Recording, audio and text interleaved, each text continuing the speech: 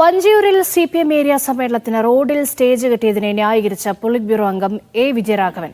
Ground കിട്ടാത്തതുകൊണ്ടാണ് road വക്കിൽ ഒരു stage കെട്ടിയത്. എല്ലാവരും കാറിൽ കയറി പോകേണ്ട കാര്യമുണ്ടോ എന്നും നടന്നു പോയാൽ പോരെ എന്നും വിജയരാഘവൻ ചോദിച്ചു. അവർ ഇങ്ങനത്തെ ഒരു മൈതാനം കിട്ടിയില്ല. അപ്പൊ റോട്ടൊക്കിൽ ഒരു പൊതുയോഗം വെച്ചു. സഹിച്ചൂടാ, അയ്യോ റോട്ടൊക്കിൽ മാർക്സിസ്റ്റ് പൊതുയോഗം വെച്ചു. കാറ് പോവാത്ത റോട്ടിൽ സ്റ്റേജ് കെട്ടി, കുടുങ്ങിയില്ലേ മനുഷ്യൻ. ഏതോ റോട്ടൊക്കെ സ്റ്റേജ് കെട്ടിയാ തുടങ്ങിയില്ലേ. അപ്പോഴേക്കും മറ്റേ കേസ് സുപ്രീം കോടതിയിലേക്ക്. എന്തിനും ഇവിടെ ഒരു ലോക്കൽ സമ്മേളനത്തിന്റെ പൊതുയോഗത്തിന് സ്റ്റേജ് കെട്ടി സുപ്രീം കോടതിയിൽ പോയി കേസ് എടുക്കുക. എന്താ കാര്യം? എന്തൊരു ട്രാഫിക് ജാം. അല്ലെങ്കിൽ ഇവിടെ ട്രാഫിക് ജാം ഉണ്ടാവില്ലേ? ഇപ്പൊ ഇന്ന് ഇവിടെ ഒരു ട്രാഫിക് ജാം ഉണ്ട് നമ്മളെ പൊതുയോഗത്തിൽ നിന്ന്. അല്ലെങ്കിൽ കേച്ചേരിയിൽ ട്രാഫിക് ജാം ഇല്ലേ?